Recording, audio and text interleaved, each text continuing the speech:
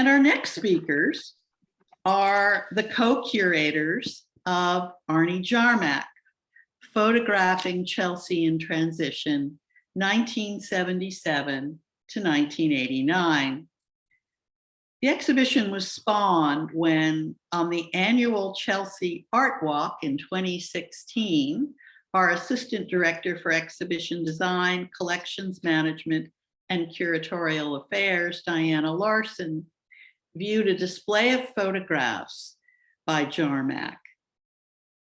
Before coming to the McMullen 16 years ago, Larsen held curatorial positions at the Cooper Hewitt Museum, the Museum of Fine Arts Boston, and the Harvard University Art Museums, and taught exhibition planning and design at the University of Victoria.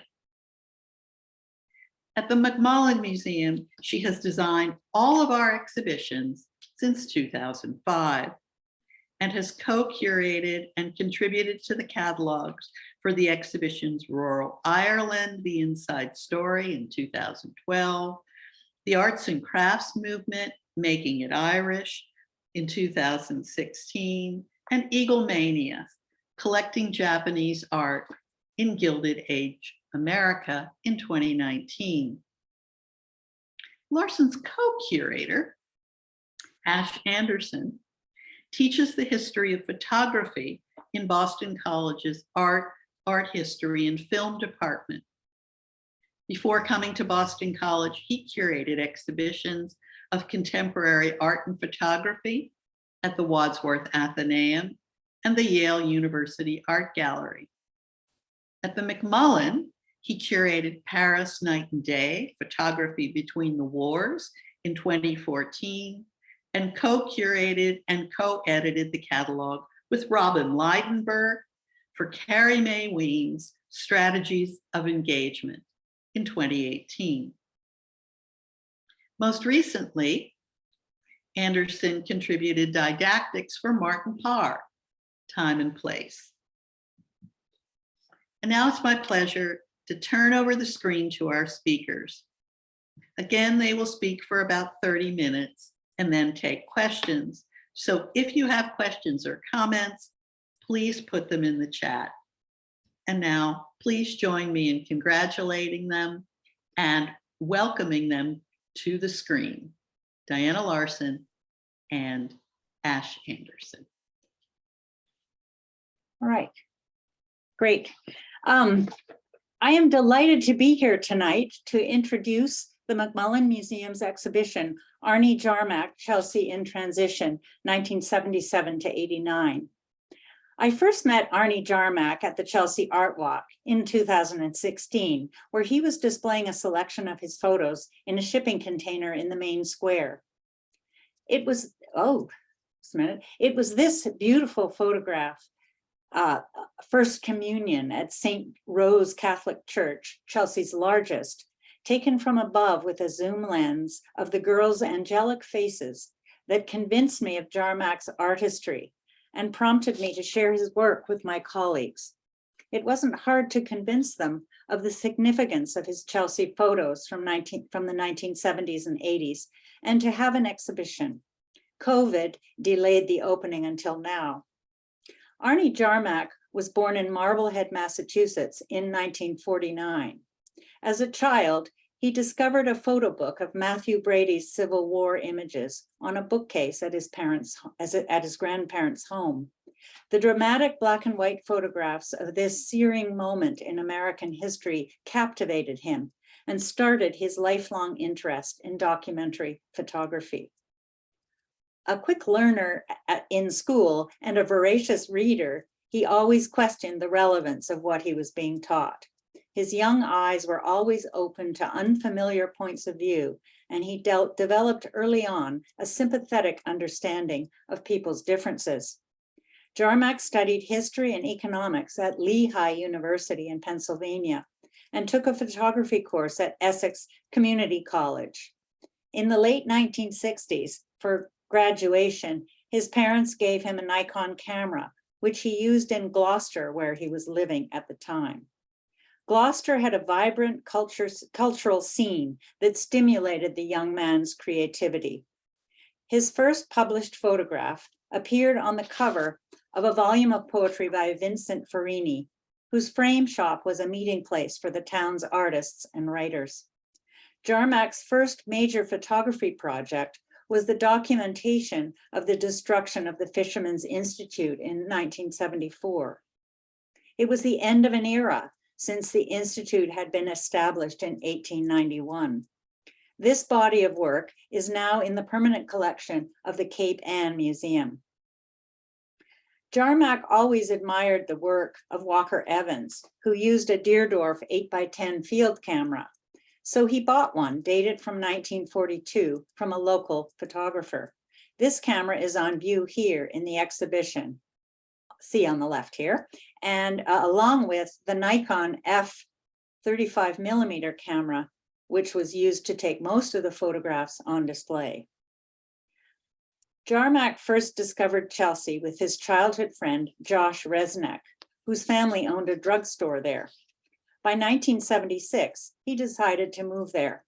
Josh had secured a position at the town's daily newspaper, the Chelsea Record, as a journalist, and in April 1947, Jarmak was hired there as a photographer. Many people were making black and white photographs in Boston at the time, but nobody was photographing in Chelsea, which, with the exception of street photographer Harry Siegel. He stood on the corner of Broadway and 3rd Street every day for decades, creating portraits of children, teenagers, and adults that were developed on the spot for 25 cents. Here we see him in his long coat with his tripod with tin cup attached for quarters and a small sign advertising finished in 4 minutes. From Harry Siegel, Jarmak learned to shoot portraits in shadow to realize softer and more even face tones. The relationship that anchored the two young men in Chelsea was with the Chelsea Record's owner and publisher, Andrew Quigley, shown here, who hailed from one of the city's most notable Irish families, his father having been an 11-term mayor. With his staff of 10, Quigley created a daily newspaper that became a chronicle of the city that people queued up to buy each day.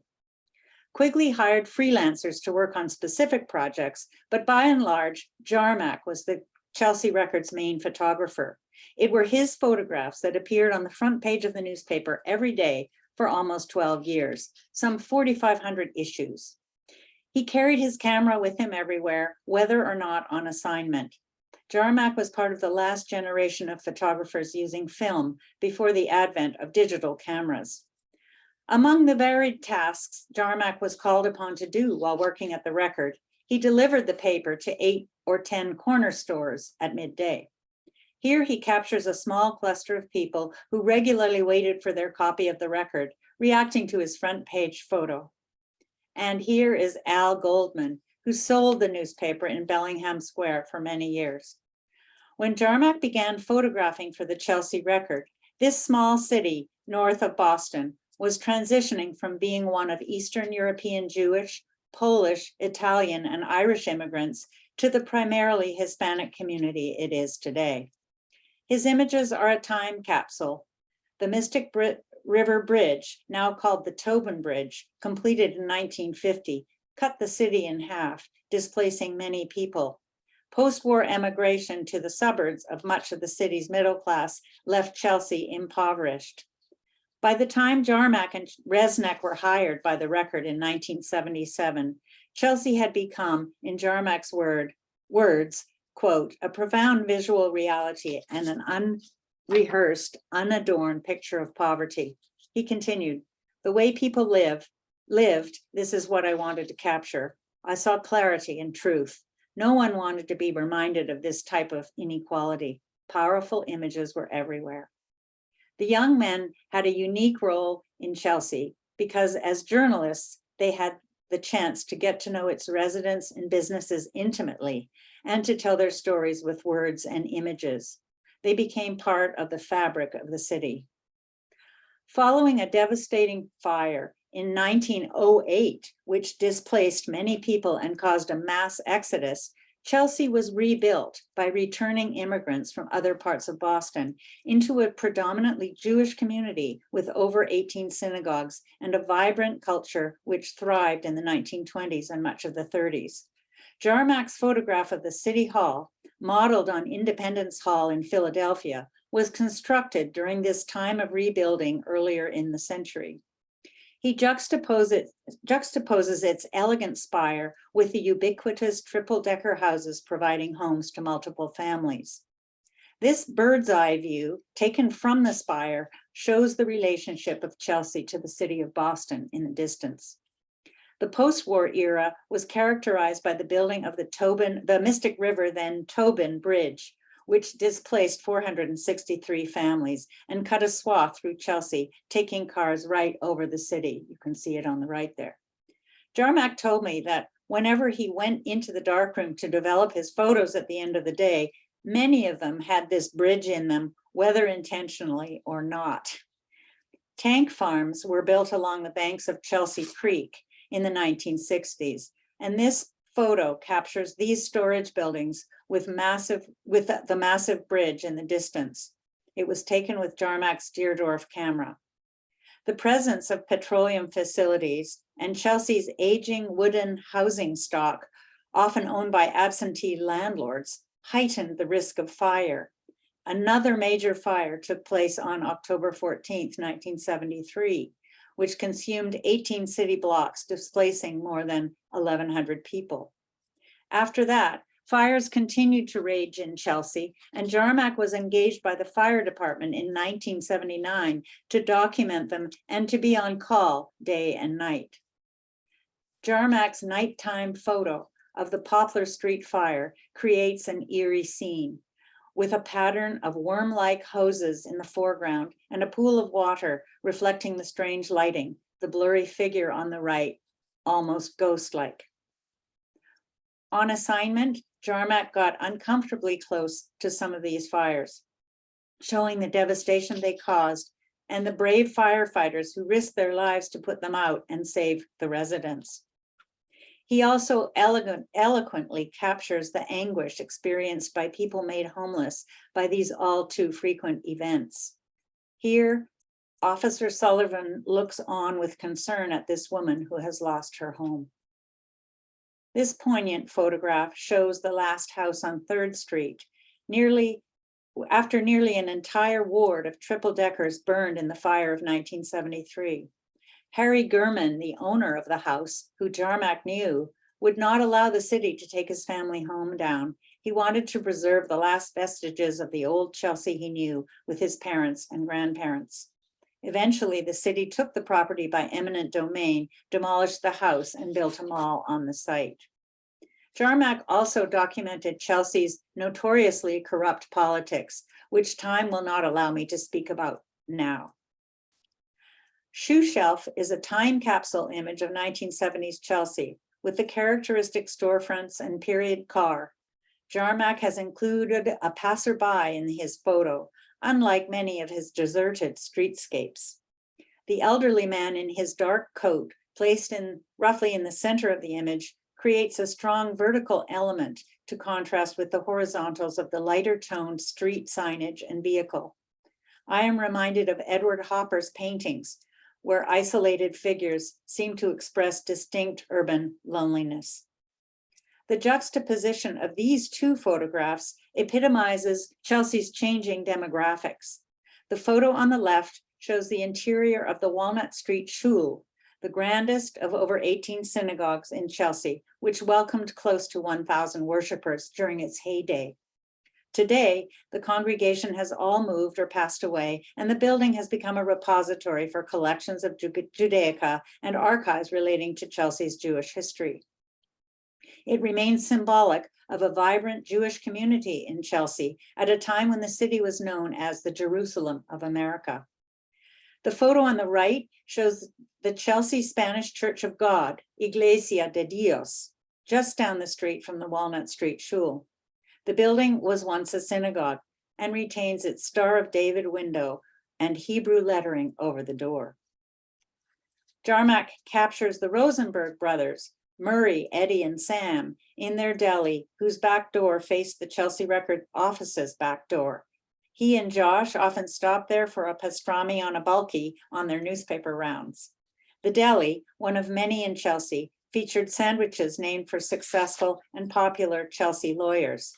This photograph was taken on the day the deli closed after 30 years, one of many disappearing businesses that Jarmak documented. A large section of the exhibition, entitled Faces of Chelsea, features portraits and vignettes of adults and children that tell stories of their lives. A familiar figure all over town, Jarmak knew everybody in Chelsea and made important connections with people there. These clear-eyed portraits convey an intimacy that illustrates Jarmak's unique connection with his subjects, many of whom he knew well. He told me, quote, "I saw my role at the newspaper to bring beauty to the people of Chelsea, in addition to record the events of the day. Not many people thought of Chelsea as a place of beauty. It was a role that brought joy to me and my publisher and fellow staffers at the newspaper.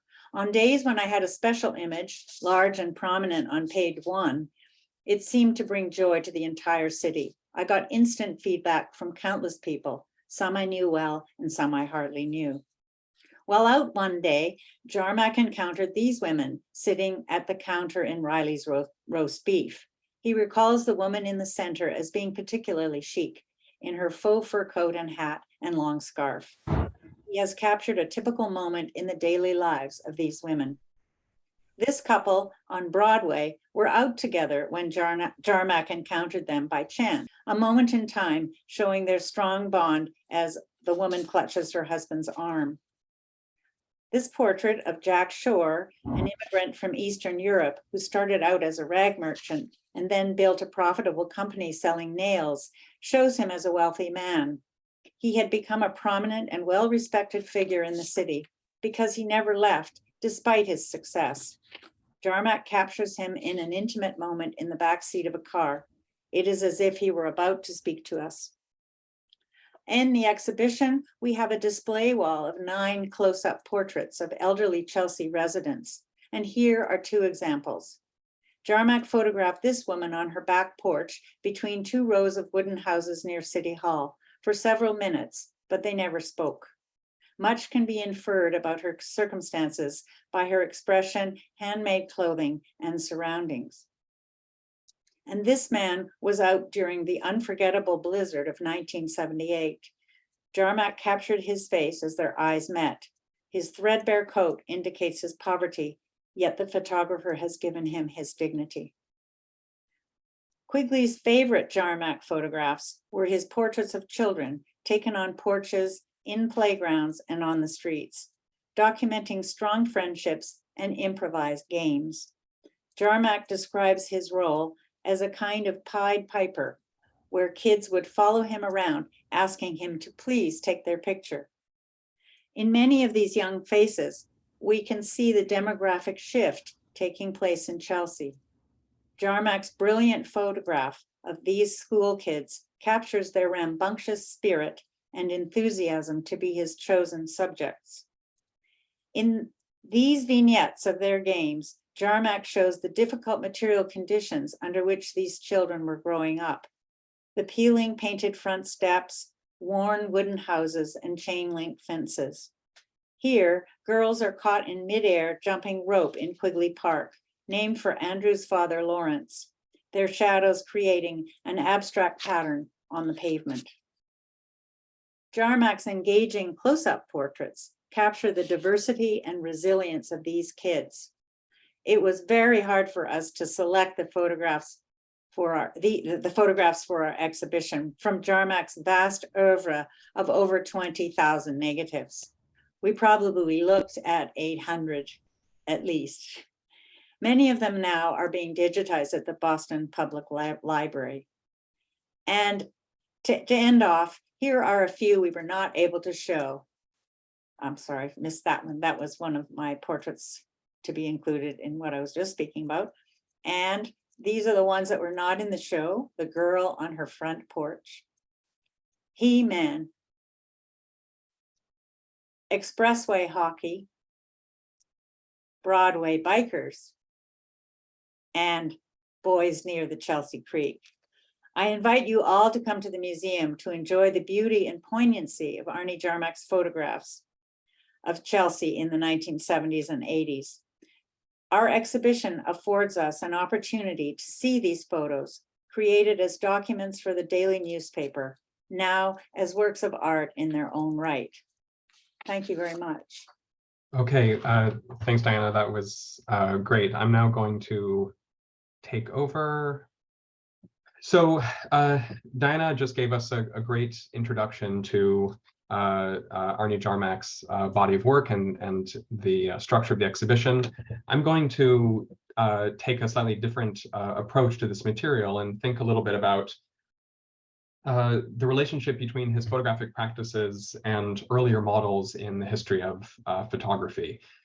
Dinah mentioned that Arnie was exposed to Civil War photographs from Matthew Brady early on in his childhood. And it was later, in the early 70s, after he had graduated from college, he'd moved back home to work for his family business, and began in his free time to visit bookstores in the area, and was always kind of drawn to sections devoted to photography. And he was lucky because in the couple of years preceding these visits, there had been major exhibitions and catalogs published on Walker Evans and Diane Arbus. It's actually this year the 50th anniversary of that kind of major MoMA show from the 70s that produced a catalog which I suspect Arnie saw during one of these trips. And so because of his kind of tendency toward autodidacticism, he began to give himself a pretty rich education in the history of photography at the same time as he was starting to make photographs himself. So I want to look at some of the sort of photographers and types of work that he was looking at in those years. Some of these are photographs that he almost certainly saw, including this one at the time, and others I suspect he may have or may not have, but saw kind of similar works during the same period. And I want to be clear about the kinds of relationships that I'm talking about here. These relationships can take different forms. So on the one hand, Arnie may have been influenced by certain kinds of framing in some of these photographs. On the other hand, he was also influenced by more conceptual ideas. For example, the idea that a photograph by Lewis Hine, who I'll show you in a minute, could actually have the effect of changing public policy because it changed the way that people thought about recent immigrants. So all of these ideas are going to be feeding into a kind of hybrid photographic practice that we see on display in this exhibition and in his work more generally. So he was drawn to Walker Evans probably more than anyone else, and I'm showing you one well-known photograph that was made very near where Arnie went to college, and I think that was meaningful to him. Evans is interesting in this context because he himself also is practicing a kind of hybrid photographic identity.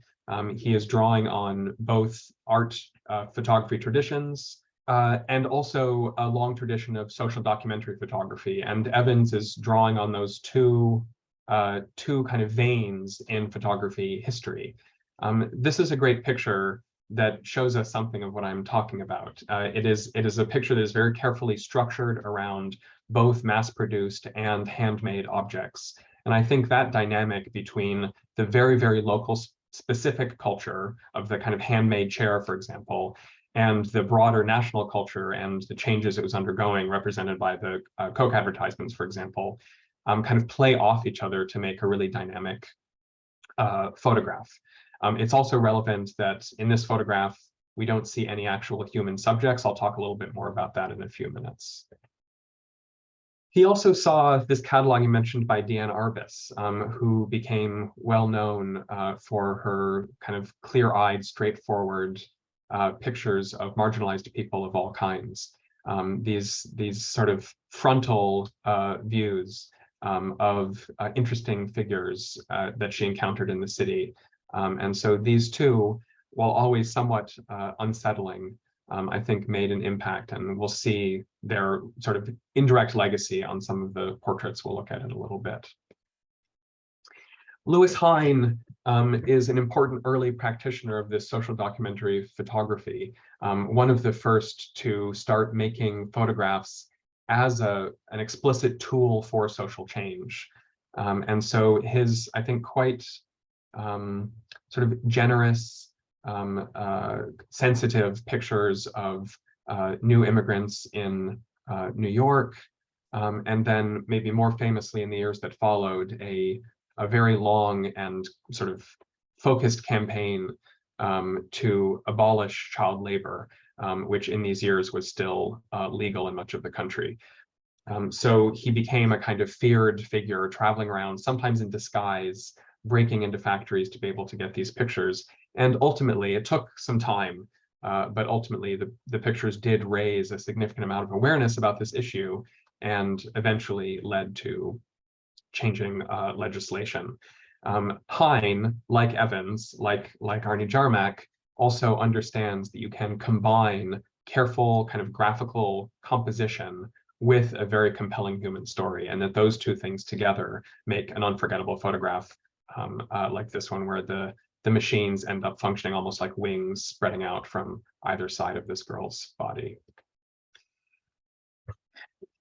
I'm putting up a couple of comparisons here, just sort of for fun, to show some of the ways that photographic ideas sort of travel down through generations. And I'm not trying to say that Arnie saw this photograph specifically and then was inspired by it, but rather a kind of photographic thinking started to develop along with the medium's history. And especially in the kind of interwar period, we see the development of something called the New Vision in European avant-garde photography. And that involves kind of unexpected vantage points, like views, bird's eye views looking down, worm's eye views looking up from below, unexpected angles, kind of strong graphical contrasts, a wide range of new techniques that all were in the service of trying to develop a new kind of photographic language that was suited to the modern world emerging in the wake of the First World War. And Walker Evans, as we'll see, was in Europe in the 1920s, saw all of this work, absorbed it, and then started to apply it to his American photography when he returned. So you can see the way in which a kind of artful treatment of an elevated view creates a photograph that is at once documentary in the sense that it's showing us an aspect of Chelsea's kind of city fabric, and at the same time introduces all these interesting formal dynamics that make the photograph more memorable and more compelling. Another example that I'm showing you here is pairing one of Jarmak's photographs with a Versailles photograph from the 1930s. And some of you may remember seeing this photograph at the McMullen quite a few years ago now, I think maybe 2014 in the Paris Night and Day exhibition. Again, I'm not suggesting a kind of direct relationship here, but rather that the brilliance of these photographs, the kind of creativity of these photographs starts to change the way that we can think about lighting, change the way we can think about what kind of photographs are an appropriate subject for not just journalistic work, but artwork as well. Now, I'm talking a lot about photographic references and influences in Arnie's work, but I also don't want to forget that he was reading widely at the same time. In these years, he was reading Freud, he was reading Voltaire, Adam Smith, you see one example here, Charles Darwin, and a wide range of other important thinkers and political philosophers as well. And he started, as he was making photographs in these years, to see the ways in which his photographs evoked some of the ideas that he was exploring in text. He also has talked about the influence of 19th century novelists, people like Charles Dickens, Herman Melville, Walter Scott, all of whom did important work in representing the kind of daily lives of normal people, right? Rather than stories about kings and knights, these novelists were writing about working people, their everyday lives. And I think Arnie sees this as driving his desire to immerse himself in the everyday lives of working people in Chelsea as well. As he explored these ideas, he started to put some of these quotes from the text that he loved with photographs. And I'm showing you one example of that project. So Walker Evans came back to New York after spending time in Paris, being immersed in the kind of artistic and literary scenes there. And as you can see here, this experience really transformed him. He came back excited for photographic experimentation, and we see really strong evidence of the influence of the new vision on his photographs from this period in the late 1920s. The way that the kind of graphical relationship between lights and darks is very powerful, the way that he's carefully cropping these photographs to emphasize form and tone as much as he is the subjects of the photograph themselves. And Evans is also interested in signage, and this is something he shares with Arnie, a kind of love for and obsession with signage, especially hand-painted signage. He was interested, Evans that is, in how handmade signs end up being a reflection of a kind of local vernacular culture. And he was interested in the way that they interact with architecture to represent broad social practices, as well as these very, very local personal practices. And you can see here, he's cropped this photograph, which is a kind of reminder of the influence of the new vision. And he's also showing us these great hand stenciled paintings and letters that shape a kind of wonderful cacophony of information in this picture. We see similar things in many, many photographs that Evans made during the 1930s. And it's impossible not to think about those relationships when we look at Arnie's photographs from a number of decades later. These pictures, too, are often unpeopled, like Evans's work. And there is this combination of a kind of evidence of disrepair, maybe evidence of struggle, but also evidence of this homegrown ingenuity. And I think those two things together are really important for understanding these photographs. We see something similar here in Allen's Cut Rate Broadway. And Arnie has talked about how walking around Chelsea, it was like seeing Walker Evans photographs everywhere, right? And I think this is a great example of that. You see this, and it's almost as though you're carried back to a moment in the 1930s.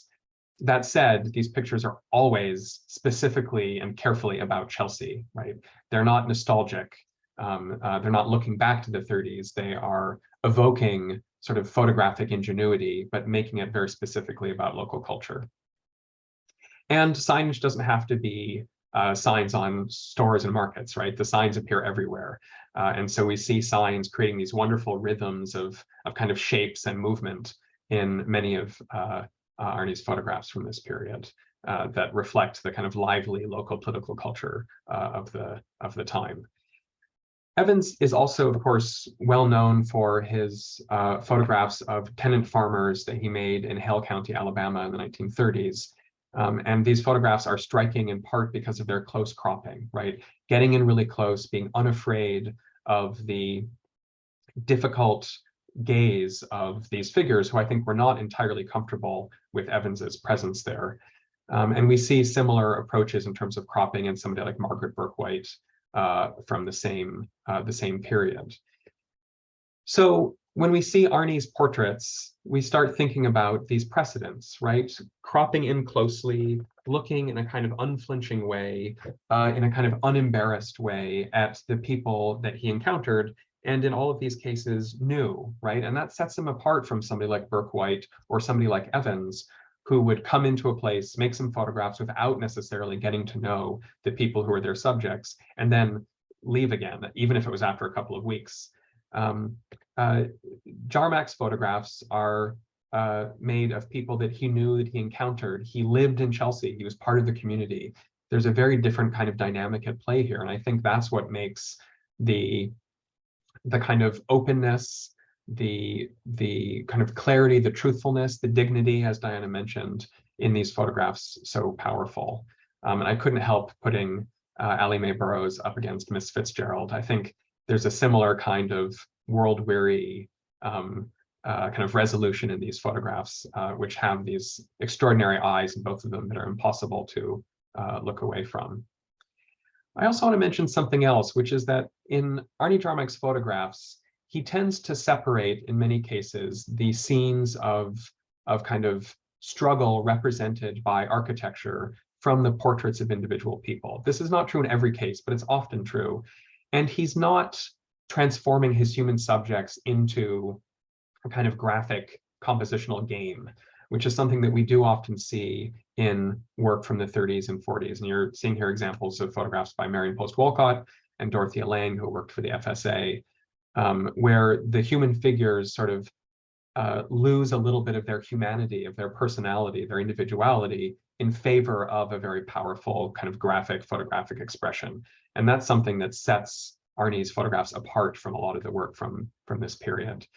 I'm going to end by showing a few examples of his photographs of children, because I think this is a wonderful way to kind of tie up the show, and also to see how Arnie was, I think, attracted to the life of the street, and the children played such an important role in that.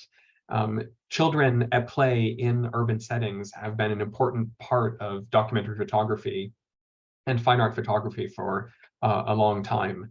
I think we see strong resonance between this work and work from William Klein in the 50s. Klein just died after a very long and extraordinary life.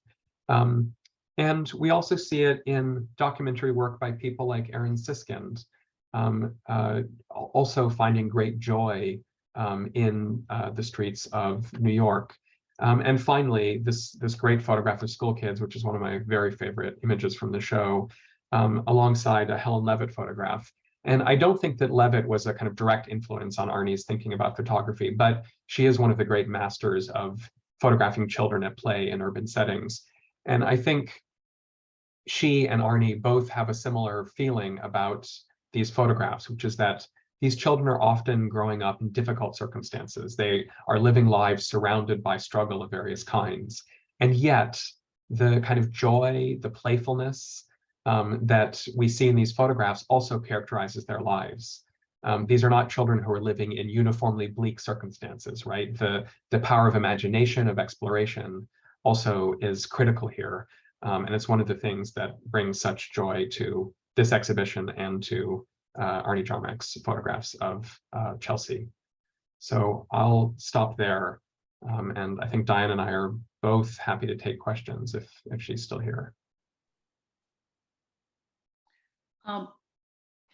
First, let me thank both of you for these wonderful introductions. I'm really struck by your dual approaches to analyzing Arnie's photographs and feel that that's such a strong demonstration of the collaborative scholarship between the two of you and that we aim for at the McMullen with all of our exhibitions. So I tip my hat to you both. And I see that that Arnie Jarmak seems to have his hand up. At least he signaled that. And I'm wondering if Arnie is. If Arnie is hoping. Maybe in his car. I think he's in his car. Oh, you see the hand up there in the chat. So I know he wanted to ask a question or say something, but I think he wasn't able to. So let's see what happens.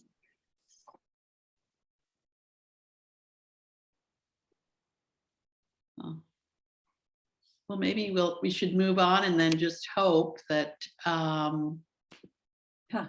he might rejoin us. Let me see. Let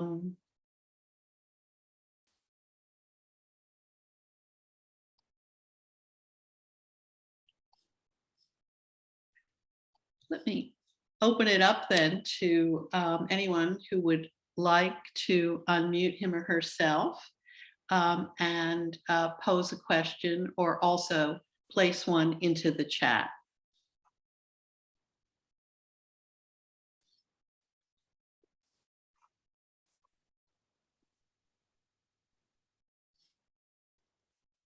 Anyone who's Robin? Anyone? Robin, you're muted. If you wanted to speak. Oh, no, not really. Just to say what it looks like a fabulous exhibition, and I hope I can get up to Boston to see both of these shows while they're up. And thank you, Ash and Diana, for great presentations. I'm particularly in love with the jump rope image. I really want that. We both showed it. Yeah, it's fabulous, just fabulous. And it was great to have both, you know, Diana, your sort of overview of his career, and then Ash, what you did. It just complemented each other, getting the relation to the history of photography as well as his own personal history. That was just great. So thank you both. Robin. Thanks, Robin. Anything else? Here's something from John McCoy. I know he says, Diana, I know you and Ash had a lot of work to pick from. What criteria did you use when assembling the exhibition? Ash, you want to answer that, or do you want me to, or you probably, I mean. Well, one of the techniques we used, well, I think each of us started by going through a large number of photographs and picking out photographs we really loved.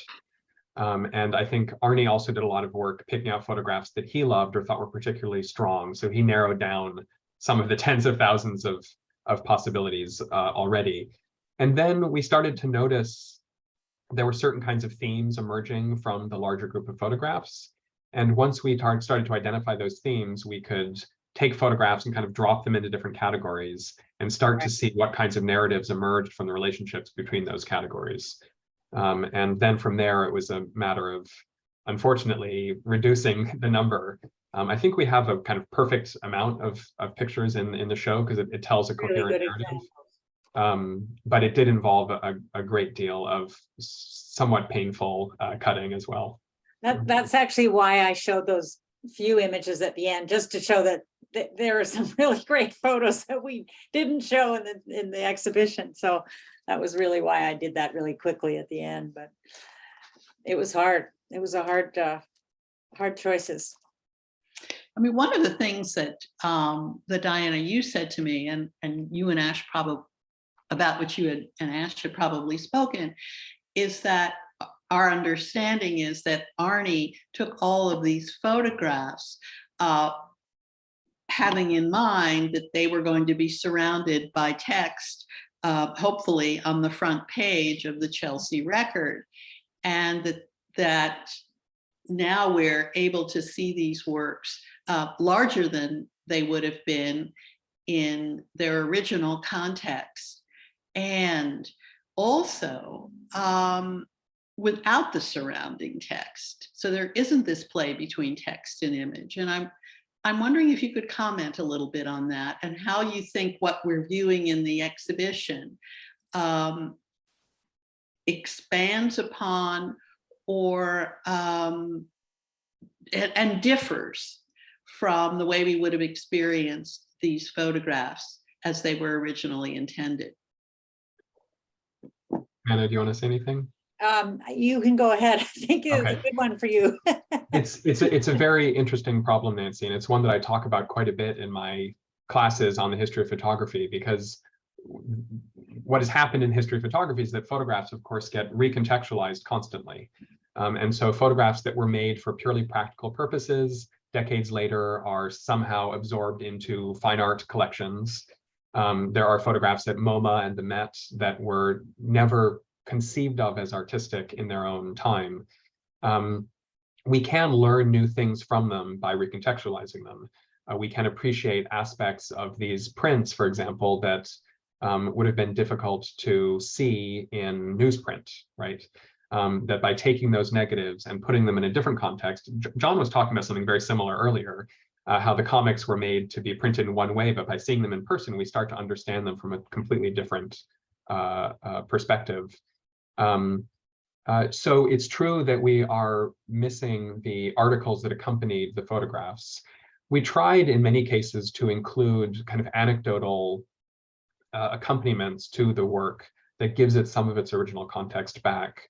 But I think also part of what we're doing is appreciating the artistic power of these images in a way that bring something new to them that might have been there for Arnie, but wasn't there in their broad appreciation by the public at the time. We also have a display case where we actually have put a number of actual newspapers so that people can see the original context for some of these photos. Just keeping in mind that as we just said, that was their intention originally. So. I have a comment here from Nina Schneider saying, wonderful tribute to Chelsea then and now. And she says, will this exhibit travel? And Diana, I think there was some discussion of. There was certainly Arnie went to Lehigh University in Pennsylvania. I know he was really hoping that they might, I don't know whether they have a museum there, but whether they might take some of these photos, perhaps not the entire show, but that hasn't developed. Then the other just slight possibility is that when Arnie was in Europe in the 1980s, after he sailed across the ocean in a vessel to Portugal, he went to London, England, and was just there briefly, but he made a pilgrimage to Chelsea, England, where he showed the librarian at the Chelsea Public Library there his photographs, and she loved them and asked him to return to have an exhibition there. And so I think it was in 1982, correct me if I'm wrong, he did have a small show there in the borough, and the mayor of the borough of Chelsea attended. Well, he's reached out to the Chelsea Library in London again, and they're very interested in this exhibition. So who knows? But we don't have an official venue for it to go, but there's interest in the borough of Chelsea in London. That's great. And then again from our former colleague in the French department, Matilda Bruckner. She says the reference to 20,000 photos that are being digitized is mind-boggling. Are there any changes over the chronology of photo taking that you noticed? And she also says she saw the exhibition today and found it eye-opening in all sorts of ways, and thanks you. That's wonderful. That's a good question for Ash. Well, I think that the number that are actually being digitized and archived by the public libraries is smaller than the 20,000. I think it's about 10% of that, a little more than 10% that is actually going to be there in permanently archived. That said, one of the challenges that we faced in working on this exhibition is that these negatives were put in a box 35 years ago and set aside, and in some cases nobody is able to establish definitive dates for them. So there isn't a clear chronology that puts the photographs in a kind of chronological relationship to one another. We know the kind of broad dates of Arnie's work at the Record, after which he mostly stopped making photographs. But in terms of the relationship between them, that would be it would be a different project for someone to work on, you know. Great.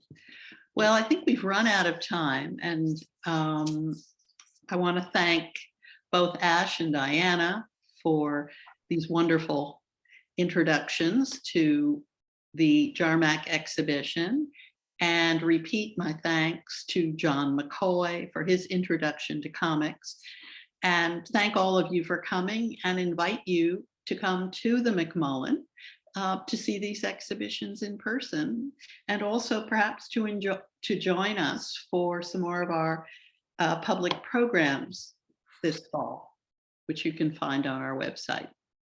So thank you all very much. Thank you.